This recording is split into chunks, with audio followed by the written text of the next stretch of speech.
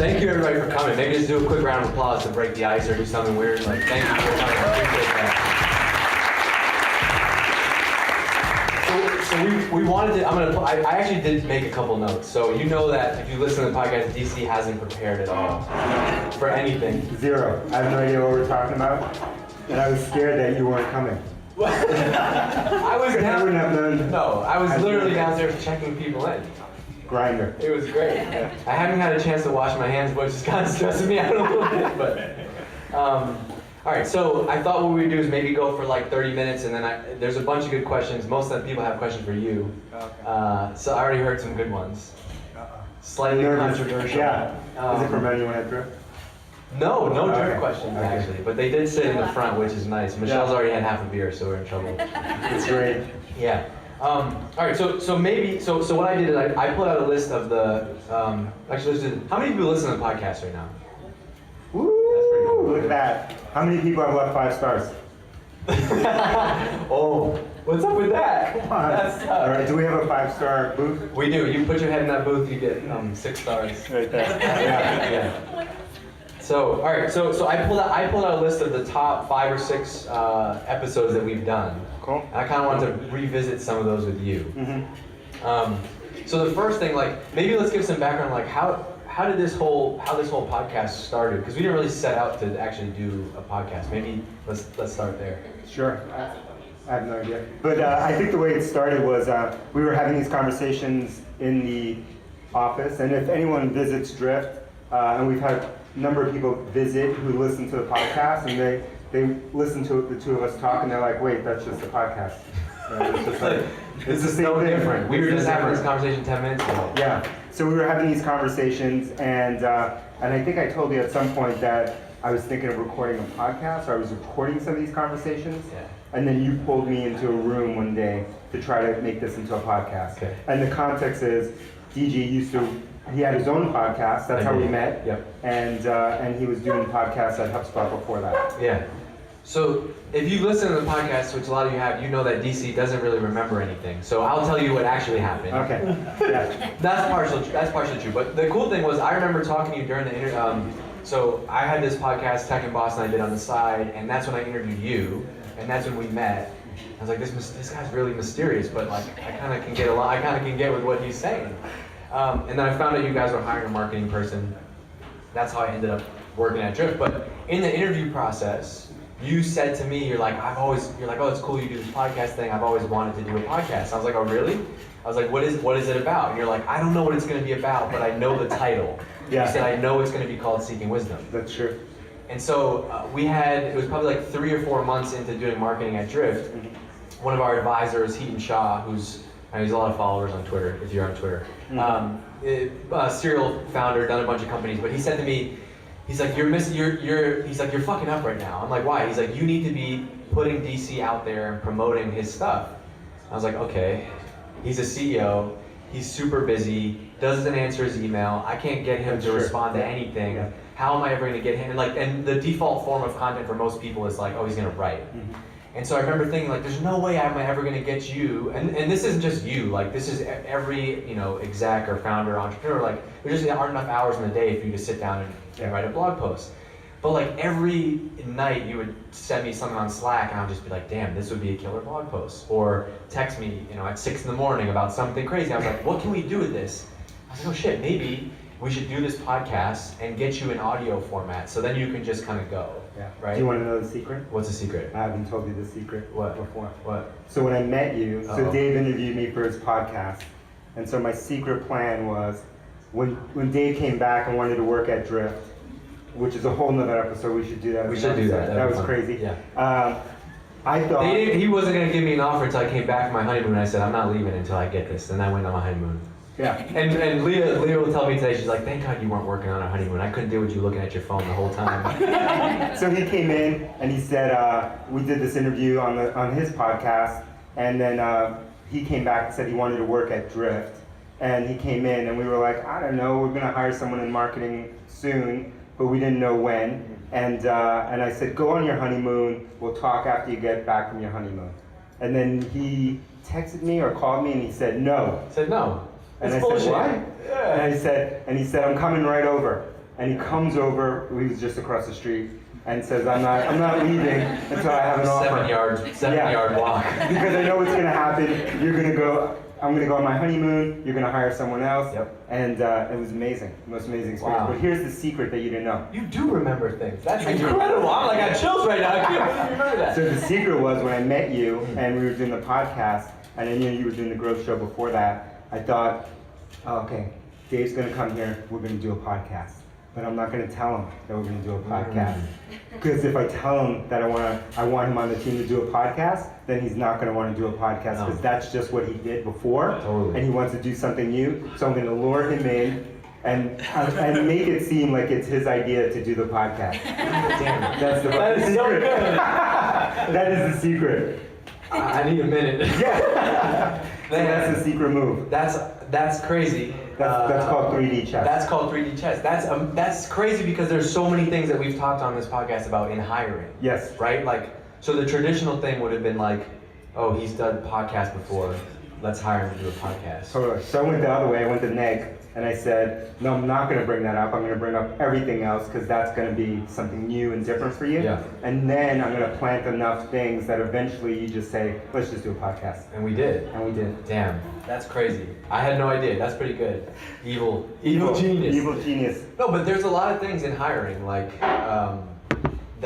that we talk about a lot that I'm super interested in, and I'm trying to figure out now, like building a team and trying to figure those things out. But like one of them is we talk about all the time. This is one of the episodes that was popular, was about hiring, and that in hiring, like my default now is like I'm gonna look at your LinkedIn and be like, oh, you worked at Salesforce, you worked at this other big company. Oh, you'd be a perfect fit for our team. And a lot of times those people are like just really shitty fits. They might be amazing at what they're doing, but they might not be a good fit for what we're doing. But you had this other playbook, which is like, what are the other skills? Like, was it something about doing a podcast that you said maybe this guy could do marketing? I think it was something about the way that we did the podcast that was natural, right?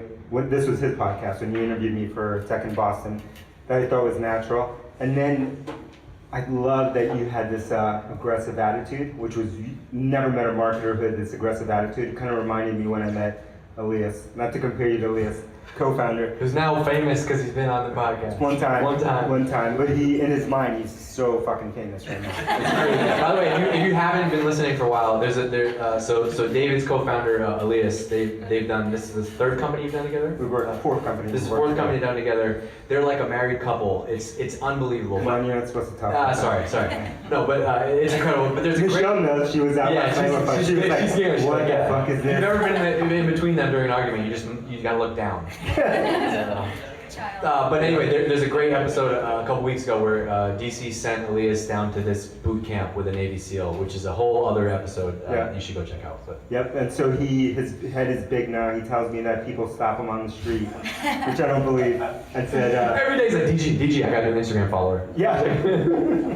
So you remind me of Elias because Elias, you're nothing alike. But Elias was unusual when I met him years ago because he was the first engineer that I met that was so extroverted like him. So I thought that was a superpower. So I thought, all right, I'm gonna get this guy to work for me back then in one of these companies, work together because he's got this thing that is weird. And I think often, I was talking to someone on our team the other day, Matt. Yeah. Wally, what's up, Matt? What's up, Matt? And Matt has a superpower that he's been trying to hold down ever since I've known him, and because he doesn't think it's valuable. And I saw this superpower in you, and that you were like ready to be aggressive, ready to get out there. And I thought like, oh man, we're going to build our brand.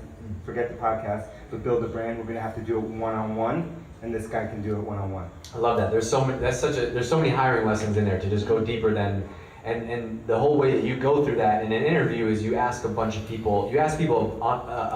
of different topics. Yep. So if I'm in there for marketing, you might ask me about marketing, golf, basketball, podcasts, reading, and you're looking for that one thing to see like what's the one of those things that I light up at. Yep. Right. And so today I was talking to someone that I'm trying to hire, and I've known her for a long time, and so I've been waiting like 5 years for for the exact role that I think she'd be perfect for. And so now's the first time that I've gone after her. And when you're interviewing her, is she lighting up about the topics that you guys are talking Yeah, about? because I'm talking exactly about an area that that I think she wants to grow in, and that I've been thinking about for a long time.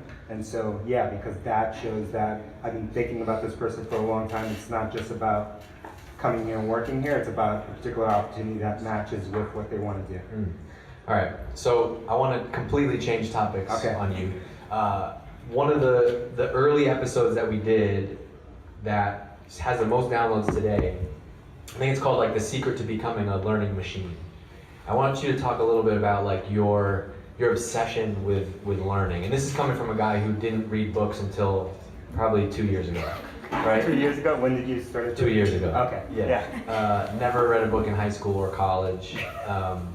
It's fact. Yeah. My sister's here tonight actually, and she's Is like, that true? uh-huh. Yeah. Now he reads books. He sends me passages highlighted. Oh my god, like this book. my wife Leah's away right now. Last night I had a book up, I had my feet on the couch. Yeah, What happened to you, man? it was crazy. So no, why is that something that you're obsessed about as a founder, as an entrepreneur, and what's in there that relates to building businesses? Sure, I'd say I have an obsessive personality. Actually, I have an addictive personality, and so I go all in 100% on things. And I think I was talking to some reporter dude today, humble brag. From Forbes. From Forbes. But I'm the marketing guy. I could be like, yo, you were talking to Forbes. Okay. It was about mentorship, and I said the reason that I'm obsessed about mentorship and role models is because I didn't have any like growing up. I didn't know that this was a thing that you can have, and that this was kind of like a shortcut path. What I did have was books. Where did you grow up? Give some context. Queens, New York. I was born in the Bronx, South Bronx, New York, and a long time ago. Did you go to college? I did, but I dropped out. And so I lived in Queens, New York, Forest Hills, and then I went to college. I studied computer science and accounting, and then I dropped out.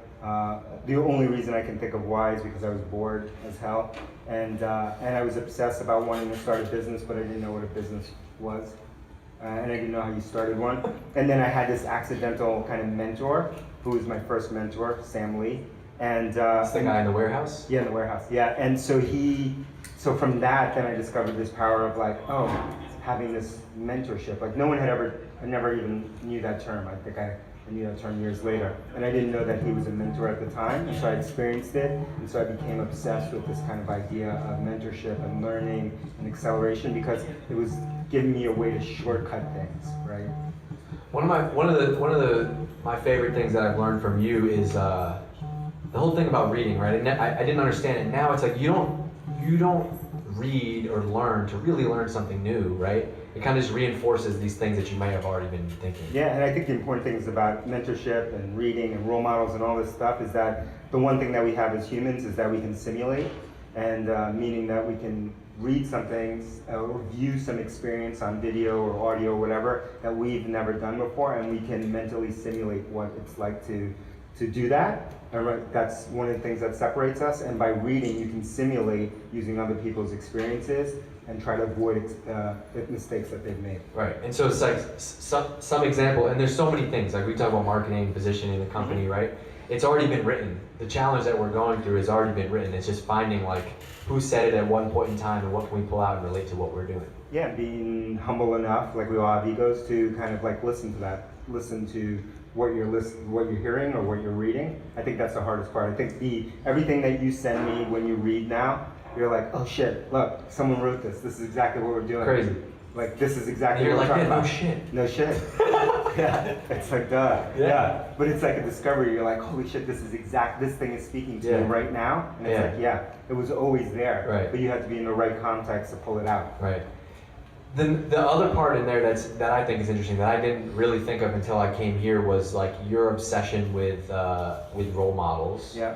But from a like benchmarking perspective. Mm-hmm. Can you talk about that? Yeah. So one of the things that I think is we use role models for, and I use role models for, is to benchmark, right? So like a lot of times you might be taking on a new job or a new challenge or doing something that you've never done before. You don't have context for like what is possible, right? You just have maybe your local group of friends or the people that you work with as kind of your role models. And so what I try to do is like find people who are like whatever, 2 years, 3 years, 5 years, 10 years ahead of where you want to be in a particular thing, whether it's health or work or whatever personal, and then use them to kind of like pull you ahead and understand like what does good look like, what does great look like, what does bad look like, and if you have enough of these people, you can start to benchmark where you are, and then you can convince yourself, right? You can simulate and say like, well, I know everything that they know, and they don't have any secrets, so I can actually achieve what they've done. How does that apply to like what you're doing, like leading and growing Drift? How does that apply? I'm constantly looking for my own role models, and I think like for you, like one of the things that we've talked about just working together is like I'm always pushing Dave on like, who are your role models right now? Let's make a list. And then we look at them, we review them, and then I say like, okay, those are the role models for 6 months ago. Like we need them the next 2 years from now, or else you can't pull yourself along, right? That's an easy pattern to fall into, like, because I think we had a conversation for a while, or a while ago, where like I thought I had the right role models, and you're like, no, we're already past that. Like we're past that stage. That's context. Like you're comparing yourself to a different group, right? Yep. You need to think about, and that's uncomfortable though, because you're gonna compare yourself like, it's like working out, right? Like that's the easy example to fall back to. But like if you see that guy that's 6'6" and just shredded, and you're like Brogan. You're like, yeah, like Brogan. Oh my God, that guy ripped my head off. We're boys now. He was in my Instagram DMs this morning, just for the record.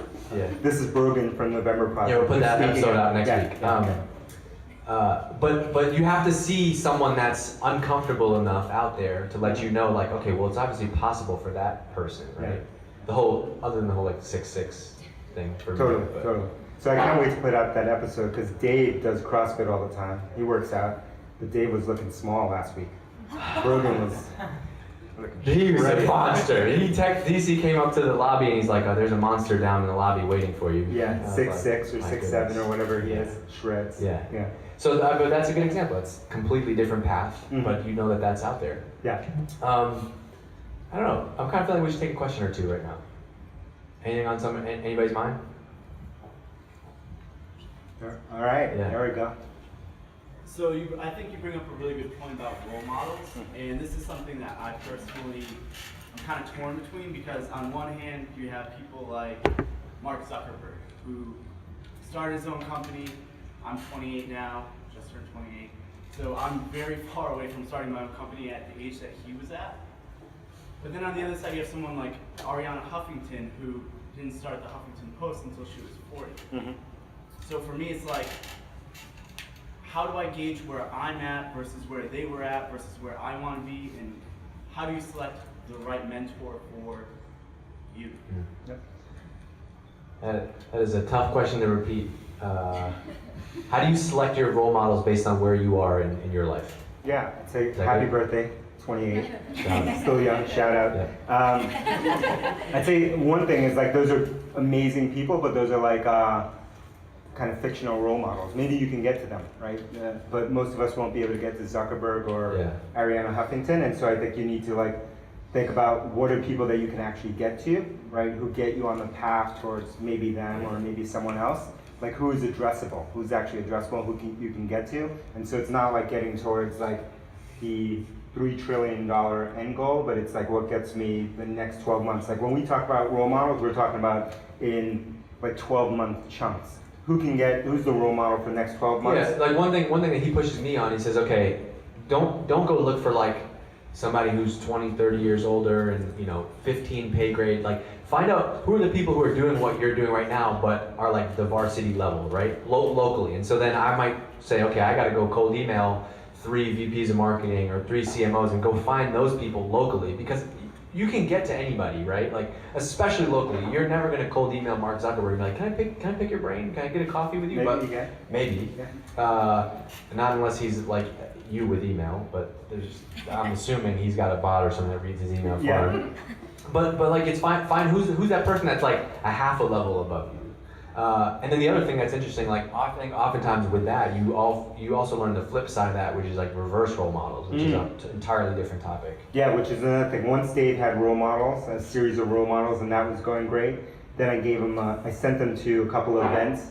They were like they were closed events, small events. And because I said, now you gotta go meet some reverse role models. And You reverse- you didn't tell me it was reverse role Yeah, model that's though. true. He sent me to this fancy ass dinner.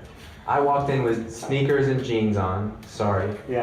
And it was like at this crazy restaurant in Cambridge. We're sitting around, a bunch of things on the menu that I've never had before. I'm like, what am I doing here? Yeah. And I was really nervous. I was like, these people are gonna look at me and be like, what? Who's this Yeah. little kid from Drift, right? Yeah. And they were like CMOs. Yeah. It was all CMOs and me. And How much older were they than you on average? at least 20 Yeah. years probably. And then they started going around the table talking about the problems in their business, and I was itching because I was like, wait, this is what this, and this isn't a reflection on them, I'm just No. like, the problems are the same, and it made me realize these are all things that we're thinking about now. And so I texted him on the way home, and I was like, hey, thanks for inviting me to that dinner. Really put things in perspective. And he's like, you just learned, right? And I was like, yeah. I was like, was that a trick? And he's like, yep, reverse role models. That's true. I went home, I was so confused. I was like, what's up and down? I don't know. Yeah. So I knew the people who were going to be there, and they're great people. But I thought these are going to be the reverse role models, because these are people that are running at a slower pace, probably doing things that are not the type of things that Dave might be doing or we're doing, and so a little less interesting. And so this is what the reverse role models look like. And also it would show you that you already know more than most of those people on the table, even though if you were to look at them from just a LinkedIn standpoint, you would probably be nervous, and you were nervous when you were there.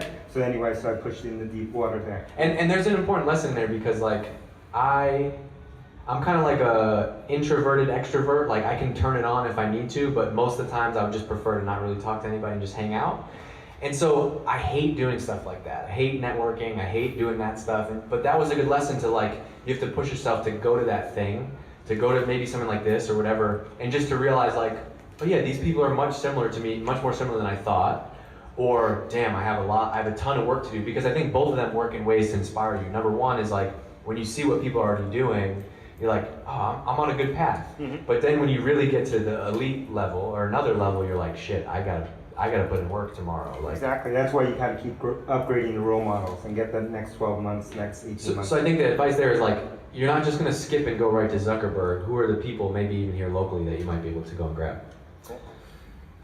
Okay. One topic I definitely wanted to talk to you tonight about is work. We have this is you and Elias, and this came from you, we have a really interesting way that we work at Drift that I don't think is really similar to a lot of companies. How's that? I want to let you talk about it. Yeah, I don't know. Well, okay, so I think there's a couple things. Number one is transparency. And I'll list them out and maybe you can talk them. So transparency, okay. Intensity is a big one. Showing your work is another one. And then autonomy is probably the third or fourth one. Did I miss any? No, those are all important. I think the transparency one is par. That's especially fine. Today. I think I think the intensity one is probably the biggest one. The way that I think about it is we have this crazy mission that we're trying to achieve. We're here for this huge purpose, and we want to run at a pace that's probably unusual for people. I know it's unusual for people, and we're trying to create this team. We think about this concept called the Drift 100, which is the first 100 people that work at Drift. We're at 50 something now. Will be the 100 that build the foundation for the company. And so we think about those people need to have this outsized kind of intensity and outsized hunger. And I also want people to look at the team externally and say holy shit, look at that team. Just look at them, go across the team and say that team is stacked. The team's loaded. Loaded. Yeah. And they do every day. And so because of that, we run at this intensity, because speed is one of our advantages. Right? What do you think about intensity? Well, I was just gonna ask you because I forget who I was talking to. Somebody who works at Tala is here. Yeah, hi. We've grown from 10 people to 50 people in this, right? And so I think we've skipped over a lot of the middle management phases and some of the admin and stuff. And so I think the intensity drives us, but also you have to be completely uncomfortable with maybe not knowing what your full job description is in a given week or given month. You know what you have to do today, right? but things change so fast, and it sounds like cliche to talk about a startup, but like it really is a super fast experience. And so I think the intensity is just like you have to be uncomfortable. You have to be comfortable with everything always being uncomfortable. That's kind of been the biggest lesson. Yeah, and I think the other lesson is like everyone has a different context. So I think like for a lot of people who would come to Drift and who are in Drift, like, holy, this might be the most intense environment that you've ever been in. And but then I think my personal context, like companies that I've been on, like it's not close. Right. Well, you actually were texting me the other day, and you said we should do a Seeking Wisdom episode on this. We'll do a full one later. Mm-hmm. But really, the context was like, it can't be that intense. We have beanbag chairs and free beer and snacks. Like that's the context, right? Like you started companies in a different decade, right? And what are you trying to say? Every time I go there, you still think OG stands for old guy. That's what. Who told me that? Someone in the office told me that. I don't know. They didn't know. They had never heard of OG. So like, oh, he's an OG. You're like, yeah, he's pretty old. Yeah. That's awesome. Yeah. So I don't know. I think I bring. I've just had different experiences. Whether it was before this at HubSpot, Performable, Compete, whatever. I mean, the intensity level was. And we'll do an episode on this. Was like through the roof. I would say in most of those environments, I was the least intense person, which is. I'm good with that. And I don't want to ever regrade that level of intensity, but like I would say I was the least. Yeah.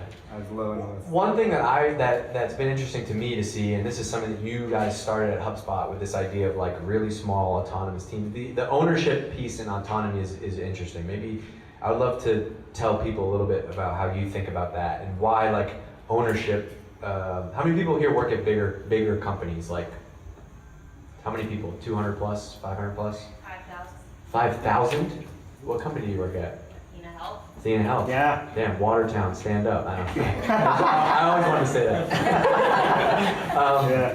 Yeah. So a big thing that is in your company's like plural DNA is this idea of autonomy. Yeah, I think it's super important. I'd say first that it's a progression. Everything's a progression to me, and I think like it's something that gets created over time. Like if I look at where we are now at 50 people, there's some autonomy. There's not the level of autonomy that we're shooting for sure. But it's a progression, right? You kind of build this over stages, and when you talk about it, like people might expect like it's like instantaneous, but it's not. And even when we did it at Performal and then later HubSpot, like if you were there in the early team, like it was a certain way. By the time it was a couple hundred people in that product team, like it was insane autonomy, insane. Right. Kind of insane amount of ownership, but it's a progression over time as we stand up the system. But I think it's important because we want to create the environments that we want to be in, and I've always been an entrepreneur, meaning that I don't like being told what to do. That's what my wife says to me repeatedly, because I don't like being told what to do. So, but what does that mean in a work context? So that we want to create an environment that's like that, right? That's entrepreneurial, right? Like most entrepreneurs. Share that, and so you want to create that, and so you want to have autonomy, but you have to also develop a system so that you can have the right level of accountability and transparency so that the system works. Because if you don't have the accountability and the transparency kind of systems in place, then it's just a free-for-all and it's fucking crazy. And that's like the more like, not controversial, but that's the thing that gets people's attention, I think, when we talked about that on the podcast before, which is more like, there's a generation now that wants full autonomy and ownership. That's not me, that's my people. It's the same thing. I was born in 1987. Yeah. But there's a whole there's like a piece at work that is like, I want full ownership and autonomy, but also I'm going to show up when I want and maybe not really do the things that I'm supposed to do, and whatever. It's just a learning process. It's a learning process. I don't know if it's new or not. But, okay. But I think it's something that we're trying to push, and I think it's something that's important for people because you want to create an environment that everyone feels like they're entrepreneurs. Like I think about like as we add every person on the team, the one thing that I think about with each person is like this person has to be capable, if we add them to the team, in a few years to run a team that is as big as the company is now, right? And do you feel that way? Will that be how you think of things until 100 and then it changes, or No, I think always? we're going to keep thinking about it that way. Like when you come in, you have to be able to run a team that may be as big as your division, may be as big as for us, the whole company is now. Like, does this person have that ability? It might take 5 years, it might take a year, it might take 10 years. I don't know how long it takes for each individual, but they have to have that capability. Anybody have questions? Oh, heating up. So how do you address mentorship at Drift? You know, like with autonomy and like, you know, say all your managers get in one room. Like how are you coaching them? Like what's the whole idea? I'll let Dave answer that. How do we deal with mentorship at Drift? I think we all push each other. I think, you know, like Armin, our VP of sales, is here tonight. Like I see him out on his own hosting a dinner with 20 other VPs of sales in Boston. I'm like, shit, where's my group? What am I doing? I need to go out. If he's doing it, I gotta go. Like, so I think you build a culture. It's competitive in a good way, right? Like everybody is always, I think one of the things that is embedded in our company's culture is like this idea of always be learning. People are always, and that could be like always reading, always listening to Seeking Wisdom, whatever, or just like always out there talking to other people. I think that's just in our DNA. And I think it's really hard to be in a culture like that if you're not. And I think I noticed myself, I've never read a book ever. And then I go to Drift and I'm like, oh man, I gotta find some way to be smart. And so you see what everybody else is doing and it just pushes you. Yep, I like that answer. Oh, wait, we won then. Good answer. Yeah. I actually have it's not really a question, but what has been your experience? I had the chance to implement the autonomy. I thought you were going to say implement Drift. I was like, we're not going. It's in our book. All right. But our engineers were actually, the level of intensity went down because they became far more autonomous. Oh, yeah. They were able to produce much more in a more relaxed fashion and they also self-organize. And so they were able to create more? Create more with less effort. Yeah, absolutely. We've seen that in the past too, which is something that you wouldn't expect, right? So you create this environment, and it's because you have to have the right guardrails in place. Like for us, the guardrails have always been around the customer, right? And so like if the customer is getting happier and better and buying more for your particular team, engineering team's product, then things are going in the right direction. Then we shouldn't care about like timelines and release dates and all this kind of stuff that you usually judge an engineering team on. And then the more you do that, the more control that they have and the happier they are in what they're building. And the more that they self-organize, right? Yeah. So I love that. One vote for autonomy. One vote. Yeah. So you talked about learning earlier. How do you pick what you obsess on and how you obsess over it? Because if you do it in the wrong way, then you're obsessing. Yeah. So for me, because I have an addictive personality, I've had to channel my addictive personality trait to be focused on things that are positive. So for me, it's always learning something, learning something positive. It could be about work. It could be like I'm like obsessed about making pizza, or that was a long time ago, or like like cars or bicycles or whatever I'm obsessed about at the time. Because I think my obsessive personality could also go like dark. Right, I could just be obsessed about like all bad things, right? All kinds of vices, and that would be easy. But for me, I think like it's not just obsessing about learning just for learning's sake, but learning tied with progression. And so you're trying to progress in something, right? Whether it's work or personal or whatever, and your learning has to be tied with progression, or else you get bored just learning for learning's sake. And so for me, like, as long as learning keeps pushing my progression, then it's the virtuous loop. And so then it becomes more and more fulfilling the more and more I want to do it because it's pushing me forward. You can also like look backwards at it. This is what he pushed me to do last summer, which is like, all right, we need to get better at marketing. Okay, what's the most reasonable skill that fits with what I might already be interested in or good at? And he's like, all right, here's your mission. Study all the great copywriters and direct response marketing people, right? He could have said like, learn how to be a master at Google Analytics or setting up this and that or something technical, right? But it's like, okay, what's probably already a strength, like talking, communicating, writing, and channeling that into something. And I'm sure you know there's one or two things that like you're probably already good at.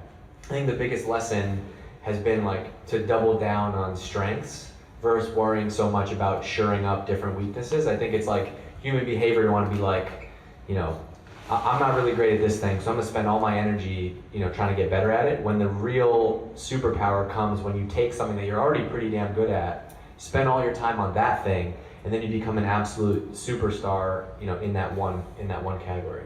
Yeah, I think that sounds easy. It's easy to say, but For like sure. usually people are dismissive of whatever they're talented in, Yeah. and they want to get better at something else. Like for Matt's on here, Matt Yeah. Bellotti. Yeah. I'll use him again because like he's a product manager on the team. He's the first product person on the team, and he's a really good product manager. But then he has this other weird skill, which is he's great at public speaking. Yep. I thought he would be great on videos. Yeah. He didn't like a do videos. storyteller. He's a storyteller. He's a personality. He's like the guy that would lead like a campus tour at a college. Yeah, in like a shark suit. Yes. Yeah, no problem. Not And he kidding. has Yeah. he has done stuff like that. So he's got this outsized personality, and he can translate like technical things like easily to people because he can tell stories. And so I thought he would be good on video because of his crazy personality. Yeah. But he just kept dismissing it and said, no, that's not good. Videos, like I don't want to do videos. I don't want to do videos. And I talked him into doing videos. This was probably a year and a half ago. And then he did one, and then he saw the reaction that people had, and they were like, holy shit, that's really funny. And then people started like messing about his beard, and it's taking a whole new. And so now he's starting to see like, oh, that's a unique superpower that he has that I haven't seen many people have in his intersection of product and kind of video and personality. Yeah. You want to answer your question? Yeah. Yeah. Because it's long, so just. I know. Yeah. I'll have to look at the Alright. points. First of all, thank you guys for doing this. This is awesome. This is awesome. I've known Sam since he was a little kid. No way. Yeah. True. Oh, you don't get a question, man. Yeah, man, we can go to something No. else. Yeah. Yeah, so I wanted to ask about, obviously, Dave, you're a serial entrepreneur. Drift is his last company, by the way. Yeah, the last one. My wife told me that. Wow.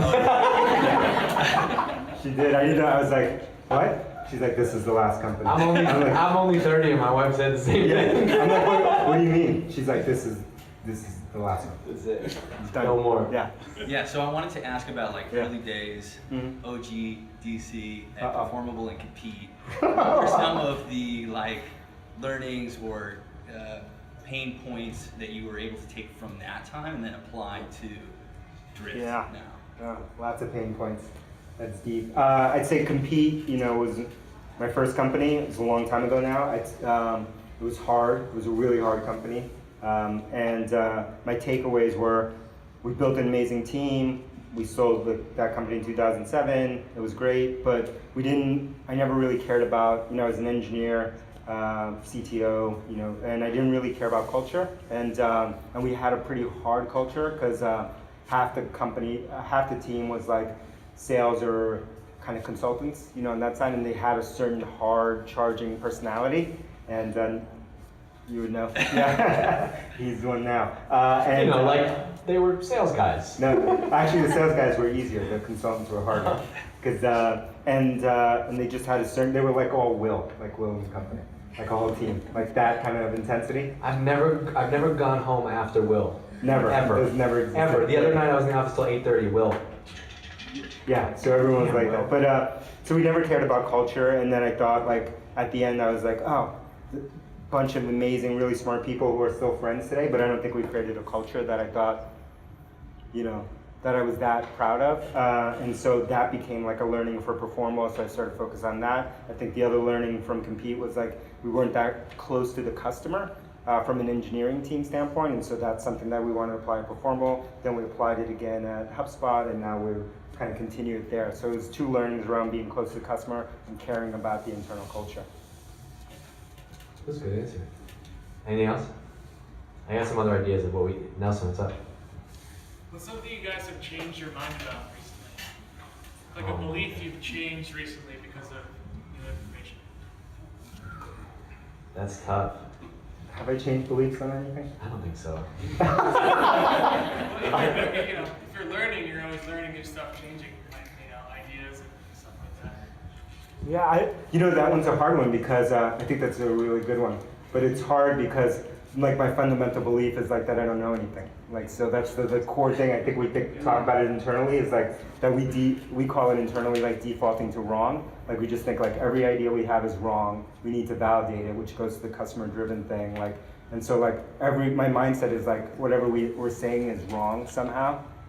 So That's an important point though. Yeah. That's worth mentioning in Mhm. front of this crowd. Like, is your obsession with being like, none of us know the answer. So if you think you have an idea, you need to ship it, right? And that could be code, design, a blog post, a video, some idea.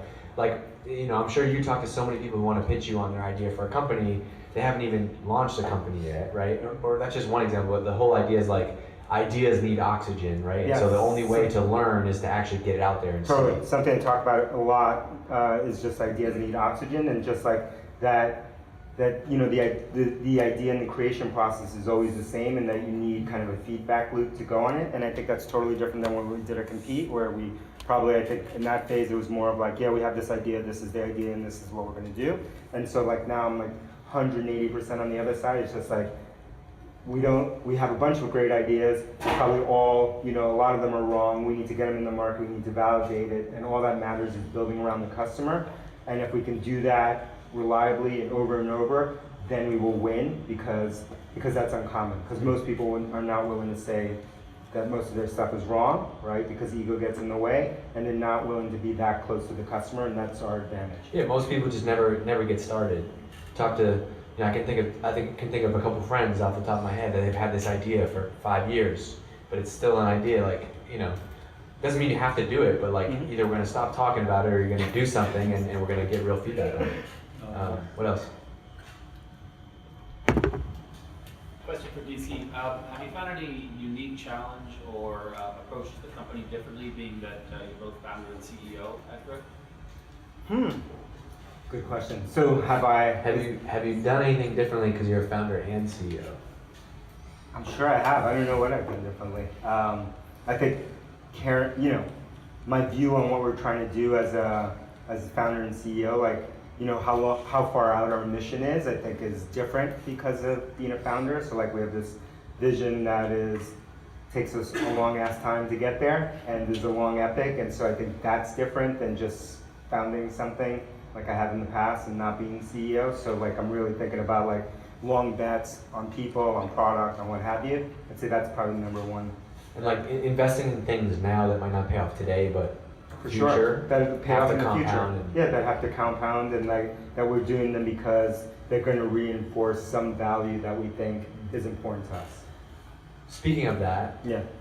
I want to ask about your entrepreneur, like thinking ahead side of things. Yeah. We got a little bit of time left. You say right now, like there's two mega trends. There's two big trends that everybody should be thinking about, worrying about, Sure. waking up and thinking about. What are they? Yeah, and this is in the context of marketing and selling. It's video and messaging. Or I mean, I think it's in the context of That's building true, a everything. business. Like, Yeah, everything. Yeah. So I think it's video and messaging, and I think we've talked, you know, my view is that because I think about from marketing and sales standpoint all the time, I think like we got to look at where attention is shifting. Attention is constantly shifting. Like in my life, it's been shifting from a channel perspective all over, from TV to the internet to eventually video now and messaging and all these different channel types. And like if we look at just behaviors, and this is how we started on the idea, which is Drift today, we just looked at what's different now that wasn't 5 years ago or 3 years ago, whatever. And it was because of these, like we were just looking at like where people were spending their time. And so I got a bunch of text you got a lot of messages there. Instagram Yeah. messages right now. And people were disproportionately spending, I thought, their amount of time on some form of messaging, whether it's through IG. I've heard people call it the gram now. The gram? Is that what they call it? Okay. I like that. IG, You can't or say it. I can't say it. Messages, or you know, Snapchat or whatever. So like, just think of the amount of time that you spend just personally on that. And then the other one is consumption of video, whether it's YouTube or stories or whatever. And because of that, like that means we need to rethink how we communicate to people inside a business, going out, if people are spending their time there, right? And many of us may be still thinking about like reaching them through old channels, but that's not where everyone spends attention anymore. So because of that, I think you need to be, all of you, everyone needs to be thinking about what's my video and Right. what's my messaging strategy. Just like 10 years ago, we were thinking about what's our Google strategy and what's our How do I start a Facebook website? strategy. And- Yeah. Cool. I think we got. It's like we got time for like maybe one or two questions if people got anything else. Yeah. What daily habits do you think have led to most of your progress? Ooh, that's a good one. What daily habits have led to most of your progress? Yeah, so So we talk about mornings a lot. We have a morning club going at Drift. I didn't know that. Michelle showed me that. Everybody's in now. It's What's it crazy. called? What's it called? Morning glories. Morning Glories. I'm not on that text. Yeah. No. So like it's a group that wakes up super early and they like text each other at like 5 o'clock in the morning or 4:30. Yeah. And so I wake up pretty early. DG now wakes up pretty early, and I had a routine until 2 months ago. yeah, you have that baby, Yanni. And for me, it's like reading in the morning. I've done yoga, just like 20 minutes of yoga every day now for like 2 years, I think. I track It's an app, I've seen it. I track the number of days. So I start out the day doing that. I do reading. There's a whole bunch of stuff that I do in the morning, but it's basically around being intentional in the morning and starting out that way. How do you think that impacts, like the question there was pretty good, is like, how do you think that impacts what you, like your success or progress? Just progress. I think it just impacts, I believe like it's all like, it's day by day. Like all this stuff is day by day, like everyone wants to fast forward. And my thing has always been like, if I can get a little bit better every single day because I learn one new thing or progress somehow, like that all of those inches will add up. Even if you only have time to read for 10 minutes. Oh yeah, and often it's only 10 minutes, that it will add up and will compound over time. Instead of saying like I need to read an entire book today or this week or whatever, I just read every single day. I do yoga every day and do a whole bunch of other things. Dave has his own kind of morning practice that he does, and then I always am introducing new things into it and testing and seeing if they stick. See how many you can balance. Yeah, if they stick or they don't stick. But then I start intentional and I don't start like frenzied in the morning, like checking email, freaking out first thing in the morning. Like I had this kind of moment of peace, and now a couple of people on the team have it. Elias, again, who we talked about before, now wakes up at 4:30 in the morning. Every morning for the last 2 weeks, he's posted an Instagram video at 4:44 a.m. Yeah, and now he can't stop now. He's super extroverted. He now says he's an introvert. Because he enjoys being alone. I ran 6 miles, I read a book, I ate a smoothie. I'm like, he's like, I was all before 7 o'clock. I'm like, whoo. Yeah. So be intentional. I think that's the habit. Yeah, and just changes the rest of the day. If you get that stuff done in the day, you're not coming home from this at 7:30, 8 o'clock tonight being like, oh, I didn't do that thing today. Kara, how many days have you been early? Intentional. They had a late night last night. They were out till 3 last night. Okay. Yeah. All right. As a fast-growing startup, when you think A about rocket ship, you might say? when you think about building culture and like the makeup of your company, do you feel responsibility to do like social good, and how do you implement it? Do you feel responsibility to do social good?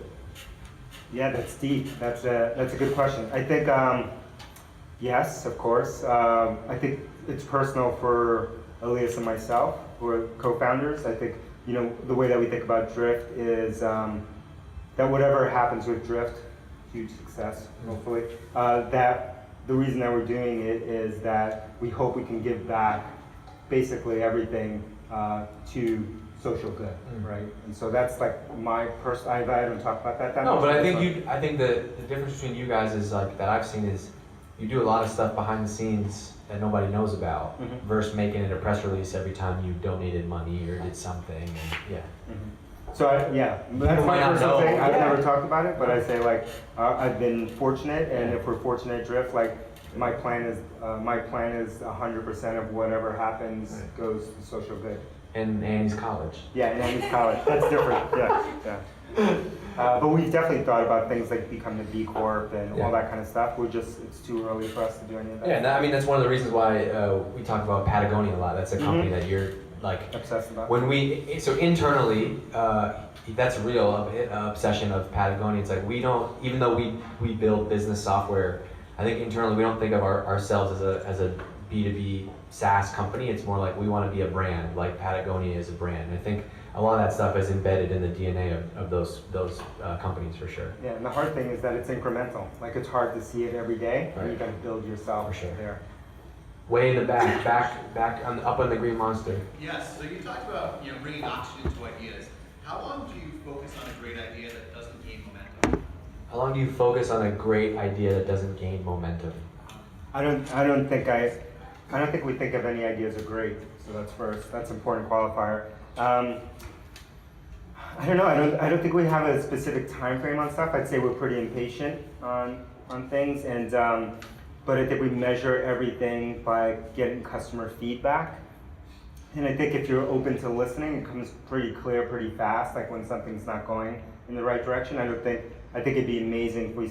I think it would be weird if we spent more than 3 months in any given direction and it wasn't paying off. And especially today, like there's so many ways to get feedback on something. Like you can find out really quickly, and like I don't know, we talk about a lot. You just have to have a gut feeling on a lot of things. People are going to tell you. Like one great example is this podcast. We never measured it. We never set out to generate leads from it or business. But I can tell you that every candidate that walks into our office is like, I listen to the podcast. Run into people downstairs. Oh, I love the podcast. Like. So there's things like that you just know. We never set out to measure that and get feedback on it.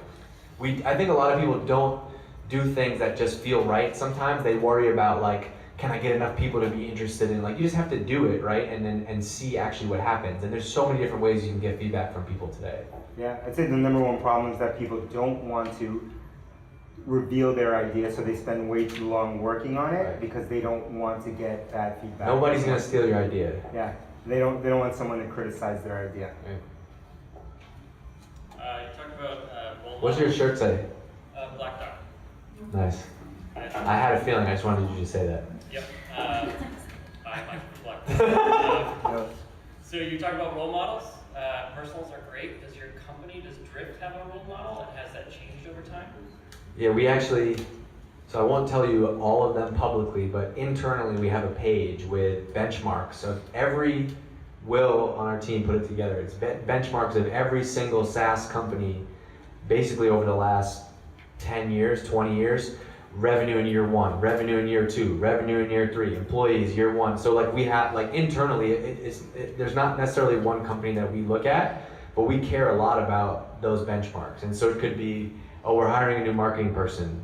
What should our team mix be at this stage? What did this company do in year 2 based on where we're at right now? Mm-hmm, mm-hmm. So yeah, we look at those benchmarks a lot, kind of obsessively, just to make sure that we're pacing like those companies. It's not like that they have some secret, but like if you look at all of them, there's trends that you see in terms of like ratios of people and what have you, and cost and revenue, and so we want to make sure we're on track there. I think there's aspirational companies that we look at, like Patagonia is one of them. I don't think there are many in B2B SaaS that would be on that list that we look at. I don't think there's any. That's a big part of what we do, of why I think that you guys push to do that, is because if you want to do something like extraordinary, not like anything else, if you just look at the comparables all in the same industry, you're going to wind up just like everything else. And so we might look and say, what did Patagonia do, right? How did they launch a conference, or how did they start this movement, and how can we apply that to what we're doing? That might be one, or we might look at companies in the industry, like a company that's blowing up right now is Zoom, like web conferencing. We're like, wait a second, web conferencing isn't new, it's been around forever, it's a huge pain in the ass, but everyone is using and talking about Zoom. What did they get right? And we might go like ask those questions and then go dive deep and say, oh, they did this thing. How can we pull those things and apply them to Drift? That must have been a good answer because you're taking notes now. Yeah. Something else. But yeah, I think and then we pick out different traits of different companies. Like I like Google for certain things, only like one thing actually, which is like that they've been clear from day one, not with many people, but if you knew them internally, that they're basically a data collection and processing company. And if you look at them from that lens, then every product that they've ever launched makes sense. Even if those products don't make any money and they're loss leaders for them, they make sense because they reinforce. Just like Apple is a hardware business, and the App Store they don't care about revenue in the App Store, because the reason that the App Store exists is to sell more than $1,000 phones, right? Yeah. And to reinforce that. And I look at Google and say like, oh, they're clear on data collection, and they're clear because of that they can build certain products. We want to be in the middle of every conversation that a business has with customers, and so we will therefore build products that may not make sense standalone, or even standalone, but they may reinforce that thing that we're trying to do. Cool. All right, 6:59. I know a bunch of our team is going to jump out at 7, so I want to wrap up before then. Thank you everybody for coming out. We really appreciate it. It's a lot of fun.